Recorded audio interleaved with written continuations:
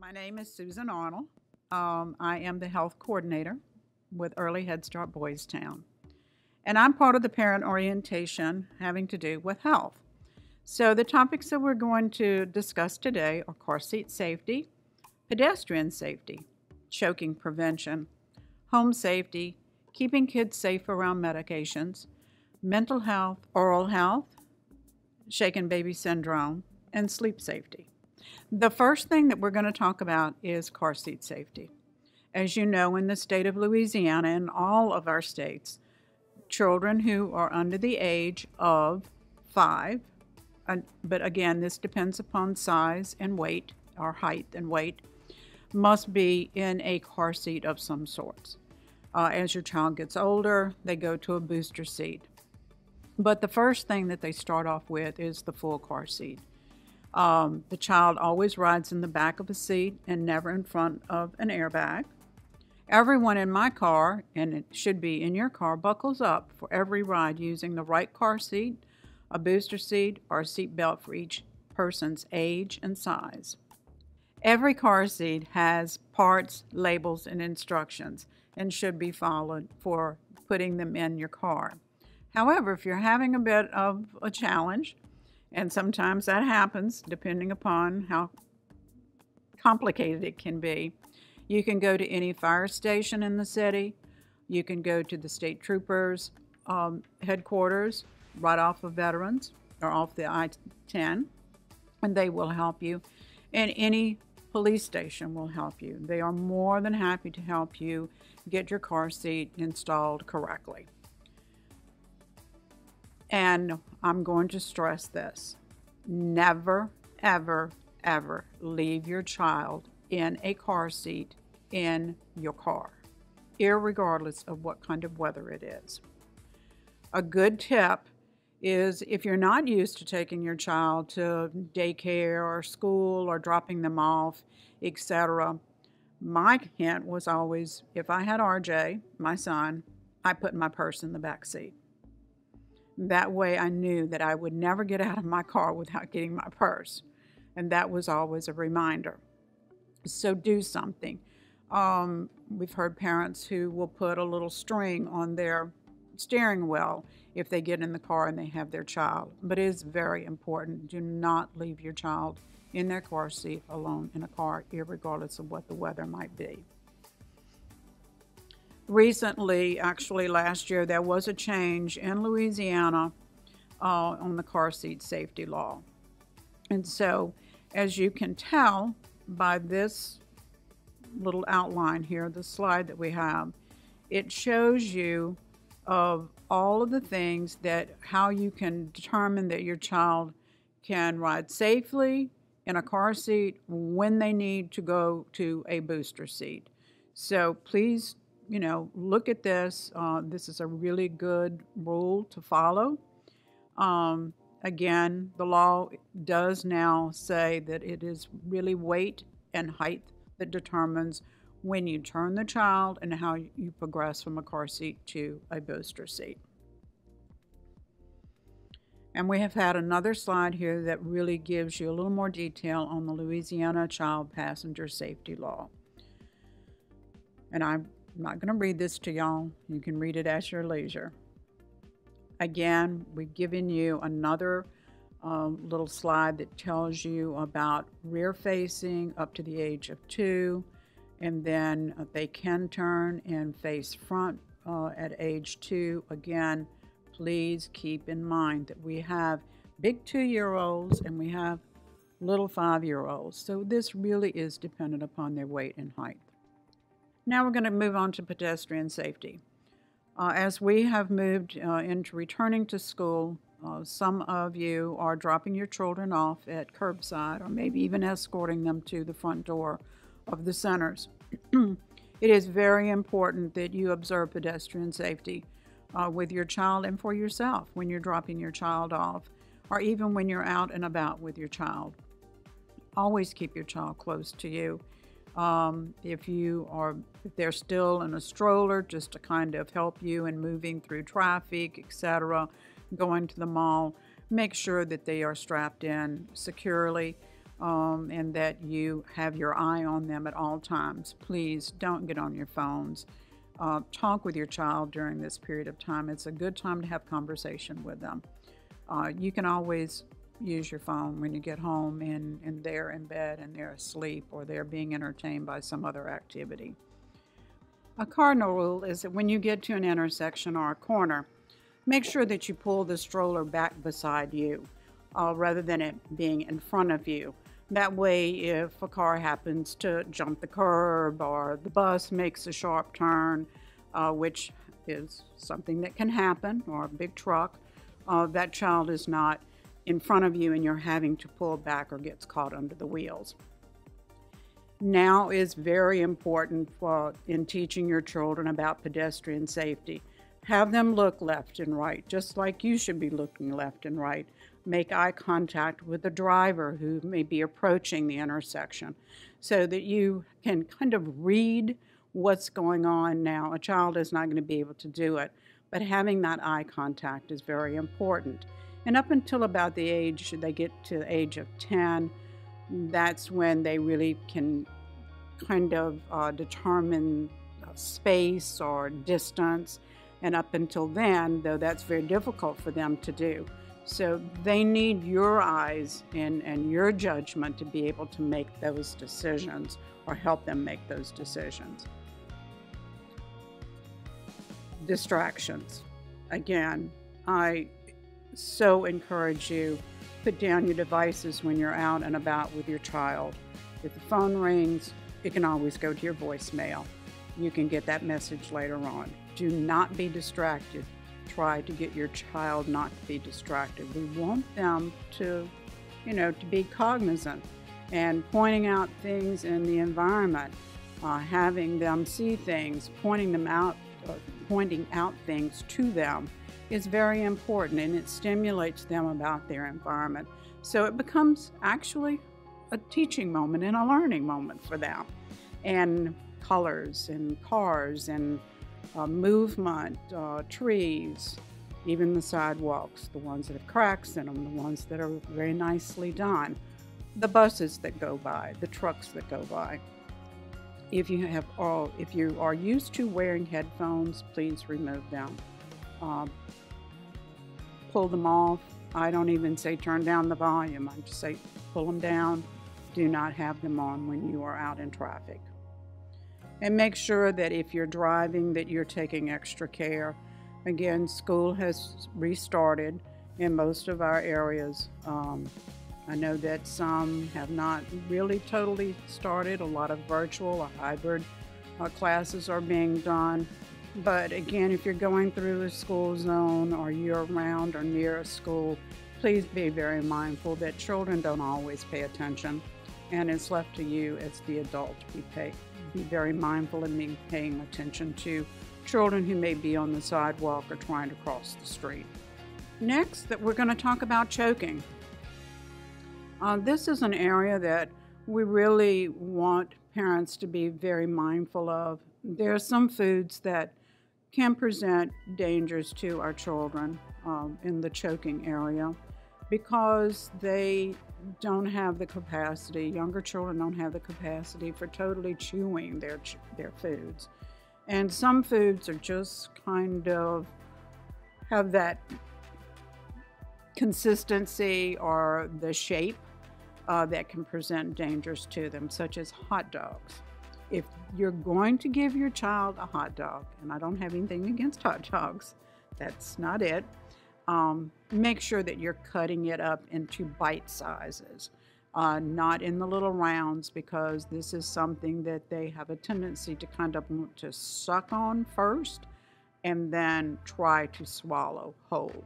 Nuts and seeds, chunks of any kind of meats or cheeses, especially hard cheeses, whole grapes, another big problem with little children because they have a tendency to want to, quote, suck on them and then inhale them. Hard or gooey, sticky candy, popcorn, chunks of peanut butter, raw vegetables such as carrot sticks. If you're going to give your child some carrots or any kind of pineapple, any kind of melon, those sort of things, vegetables or fruits, then you need to make sure that you are cutting it where it is very bite size. And we've already talked about fruits. Apples are another big issue sometime with children. Chewing gum.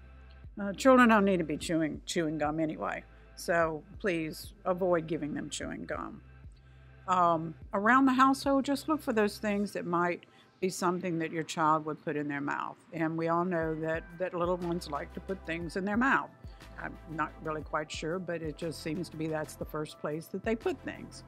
Balloons, coins, nickels, pennies, dimes that they find on the floor or behind the couch or in the cushions. Any kind of toy that has a small part. Any toy that can be totally squeezed into their mouth. Small balls, pens, markers, batteries, especially those kind that are kind of the coin size, and any kind of medicine syringes. And we're going to talk about medications and children's safety around medications a little bit later on as well. And how do you prevent choking? Well, one is most of you, especially new moms, have learned CPR. It's kind of part of the prenatal classes nowadays to have a mom learn how to do CPR, which I think is a very good thing. We've talked about balloons. We've talked about dangerous foods. You do need to cut foods for infants and younger children into bite sizes so that and teach them how to chew their food. Supervise their meal times. If you're giving them something to eat, then you need to stick around while they're eating it. Be aware of older children's actions. Sometimes older children like to share things with their younger ones, not realizing that it could present a danger or put the child at risk. Again, a lot of this has to do with toys and again, or even foods that they might want to share. And they're just really, the younger ones, just not really at that point where they can handle maybe a hard carrot or a whole piece of hot dog. Always follow the directions on any kind of packaging of a toy that you get. If it says it's not suitable for less than 2 years of age, pay attention to that. That toy can be put away and maybe at Christmas time or another time when they're a little bit older. That's when you can pull it out and give it to them. And always check your furniture and under cushions for especially those toys or small coins that might have fallen out. Because you don't want the child to find it, and believe me, they will find anything in a cushion. We have a couple of slides here that you'll be looking at that have to do with CPR. And it is different when you're doing CPR on a child as opposed to doing it on an adult. And so we really tried to do this.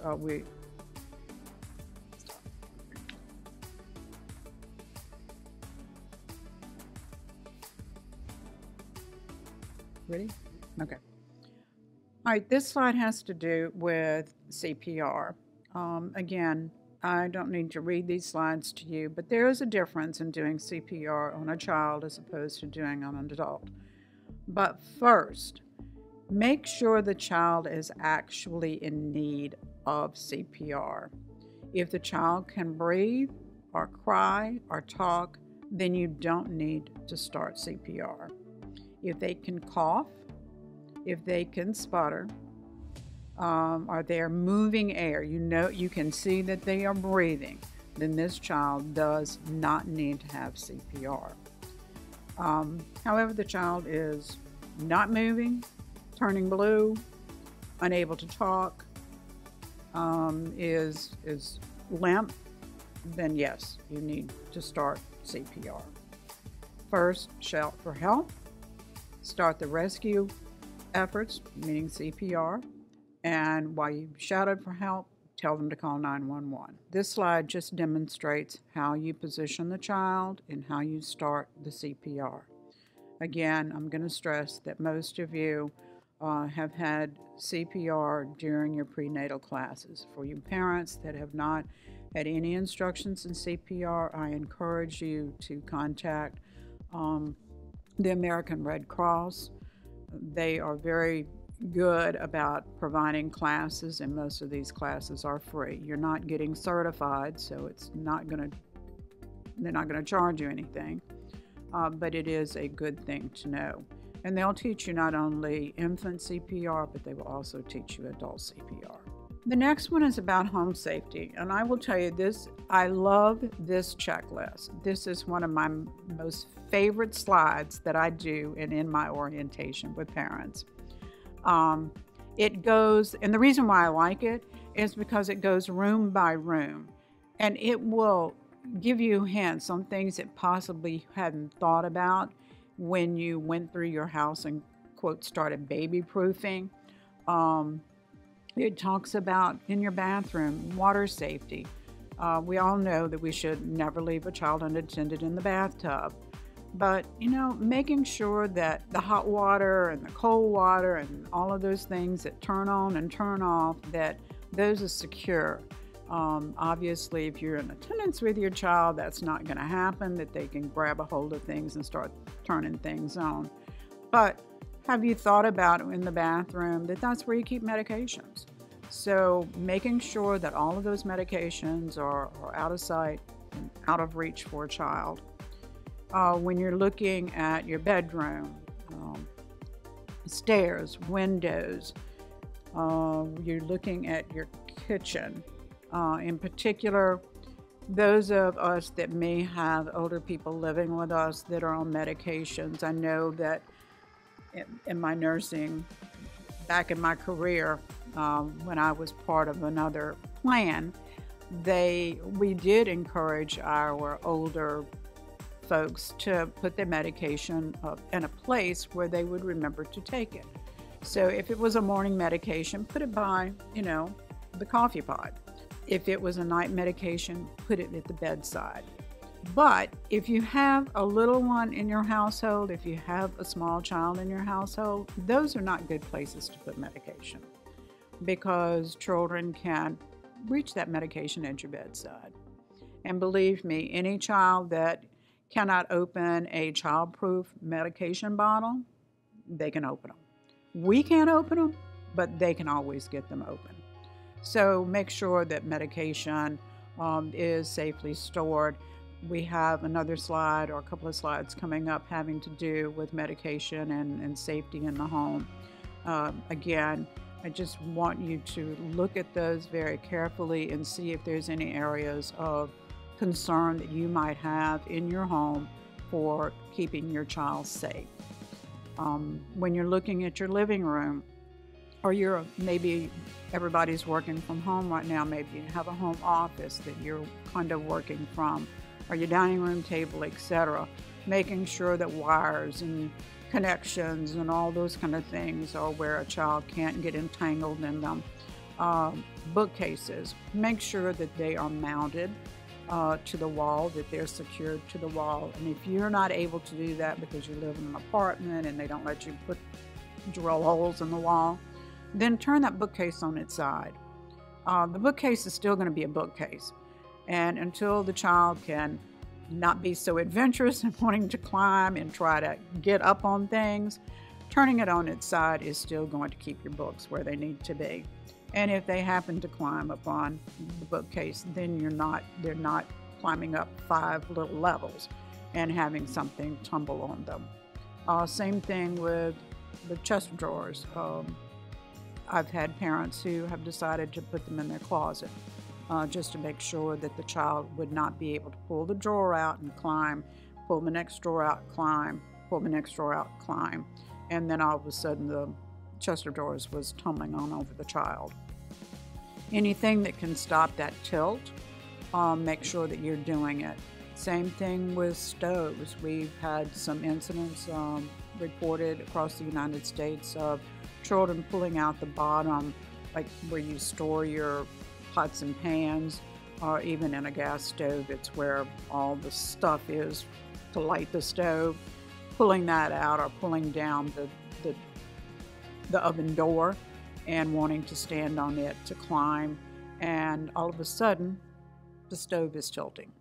And needless to say, stoves are really, really heavy and have caused some serious injuries to children. So again, if you can't bolt anything to the wall, just make sure that maybe there's a way that that door doesn't open on your stove when you're not in attendance with your child. All right, now we're talking about keeping kids safe around medications.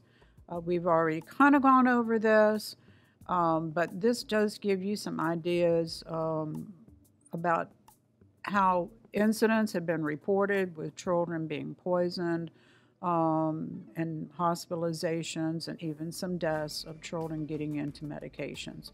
And as you can see through the years, that those numbers have climbed. Again, we know that some of this is associated with more people taking more medication. That's one thing. We've got more families and homes that are being combined with older people who have a tendency, yes, to be on medications. And children think that grandma's little high blood pressure pill or her diabetes medicine, that looks like an M&M, so let's just eat that. But you don't want that to happen to your child, so be very mindful. Get that medication, that bottle, out of the way. If it can be locked in some type of lock box, that's even better. But at least get it away from a very common area, not the dining room table and not by the coffee pot and not at the bedside. We're going to briefly talk a little bit, kind of switching here a little bit, about mental health. When we're talking about mental health for our children, we want to have our children be able to share their feelings. We want them to be able to understand feelings. We want them to have close and positive relationships. And one way that they can do it is that we talk about it. You may think your child is not really comprehending or understanding everything that you're saying to them, but they know, they pick up your moods. They understand when you're worried or you're sad or you're upset, and they have those same feelings. I know in our centers that we often will go into a classroom, and that's kind of my job. Is I spend a lot of time in the classrooms, and sometimes it's just a tough day. A child just is having a hard day, and the best thing is to get them to talk about it. Maybe they didn't get enough sleep the night before. Maybe there was a little tiff in the car before they got to school, and it upset them. Maybe they heard some harsh words being said. So please keep in mind that your children are about like big sponges. They take in everything that's going on around them, and actually getting them to talk about it when they're upset or they're worried or they seem to be sad is a good thing. You want them to be able to express themselves. And we want them to be able to express themselves, and we're asking them questions as well when they're at school. There's another slide right after the first one having to do with mental health, and it just gives you some guidelines on things that you can do or say to help your child kind of learn how to express themselves. There's nothing wrong about talking. We want them to be able to talk it out or show you how they're feeling. Oral health. We do provide during the school year a dental exam through Daughters of Charity. I think it's called now DePaul Community Health with the tooth bus. We have had to delay that for the first 90 days of school, but our plans are that we will be doing this probably after the first of the year. And the kids really enjoy the tooth bus. I'm hopeful that all of you have a family dentist that you're using, and that your child, when they have their first tooth, that you will take them to the dentist. This is always a good idea. With little ones, it's not so much just looking for cavities per se. What we want to do is just make sure that they're having good oral health. That's essentially the first visit or so. Some dentists will tell you they don't need to see the child until they're at least 1 year old. Well, that's great, but if they already have teeth, a couple before that time, then you need to take your child to the dentist. So just keep that in mind. This helps them with their speech. It helps them eat healthy foods. And we want them to grow up with just a mouthful of good teeth, all right? And no pain. Again, I love this little slide because it does tell you some things that you can do to help your child maintain and start very good oral health and maintain good oral health. All right, we're going to talk a little bit about shaken baby syndrome. I know that there is this idea out there that this just involves a child being shaken, usually very violently. However, shaken baby syndrome can be many things. It is any abuse that happens to a child, one, yes, by shaking them very, very violently, but this can be involved with throwing the baby, dropping the baby on purpose, dropping the baby, punching the baby. We have had a number of incidents in and around our city, in the community, of shaken baby syndrome, which in some cases have resulted with a child's death. So my advice to you is that if you feel like you are losing control and you are upset to a point that you want to harm your baby, meaning I'm going to do anything I can do to get them quiet or to get them to shut up, whatever, please reach out to someone. There's no harm in doing that. Call a friend, call a relative, call us, call someone. You can even call the hospital. Believe me, they would much rather hear from you and intervene right then than to have a horrible outcome for you not calling. There is always someone available. Boys Town also has a hotline. You can call Boys Town and talk to someone.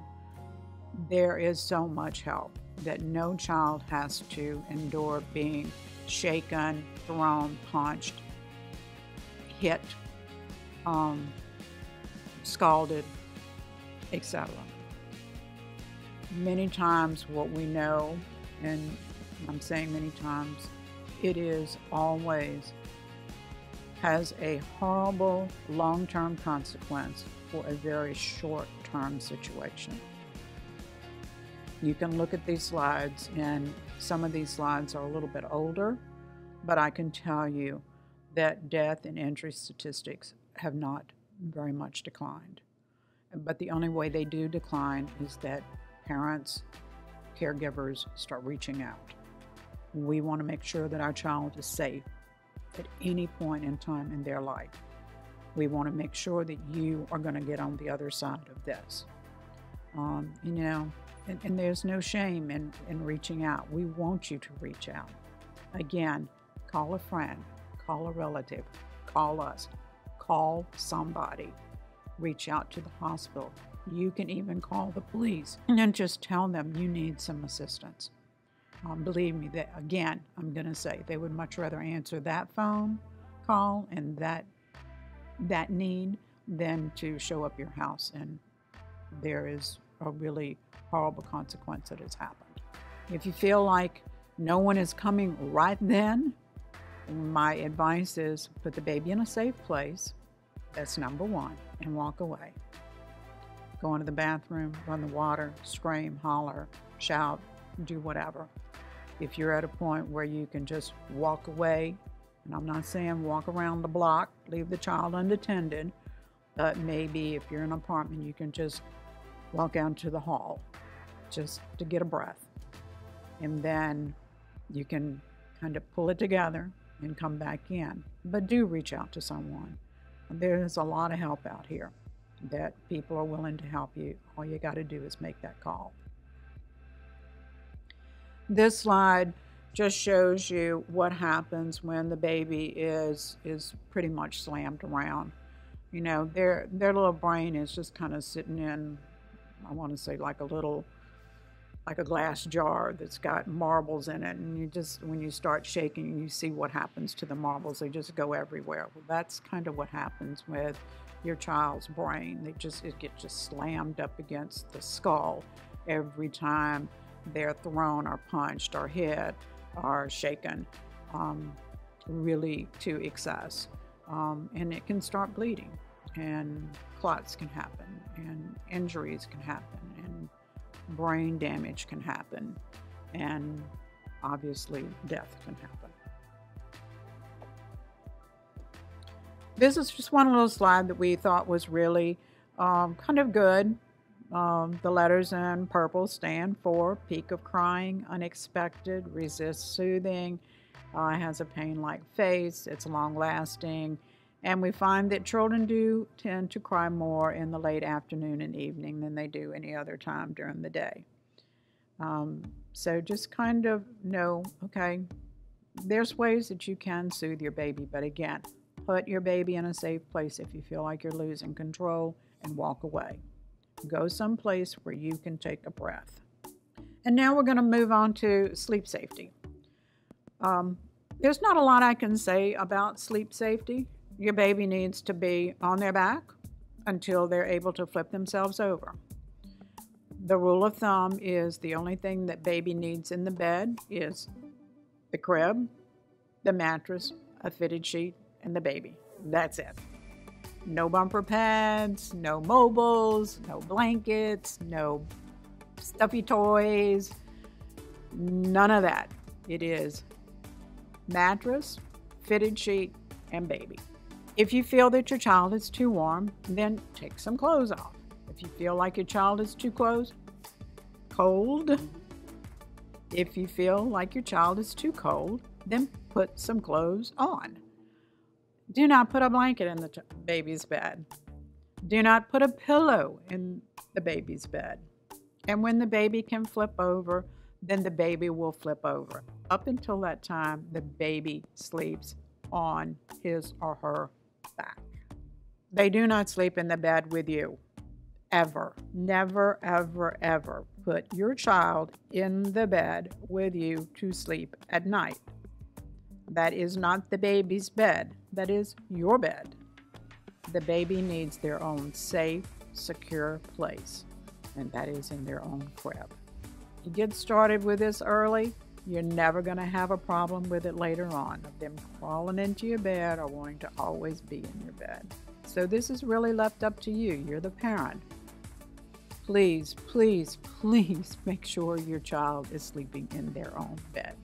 There is a way in which you can position your baby's bed to make sure that your child is safe, not near windows or draperies or blinds or any kind of thing that they could grab a hold of even at that young age, that they could pull into their crib and wrap themselves up with or choke on or put into their mouth or get it to cover their face, because right now they don't, especially young babies, and even into the toddlers, they don't have the wherewithal to unwind themselves from something.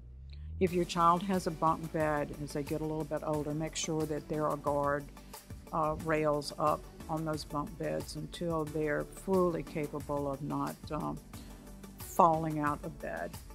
And that does take a while. And my advice is, don't put your child on the top bunk.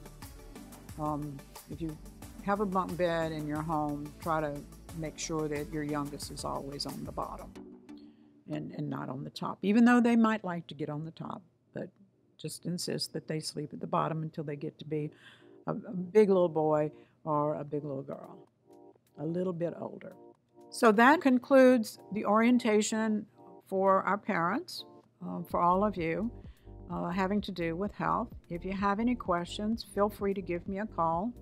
My last slide has my phone number on it. You can leave me a message if I'm not here in the office, and I will return your call as soon as possible. Thank you again for listening and reading, and welcome to the Boys Town family. We are so happy to have you and your children part of our family now. Bye-bye.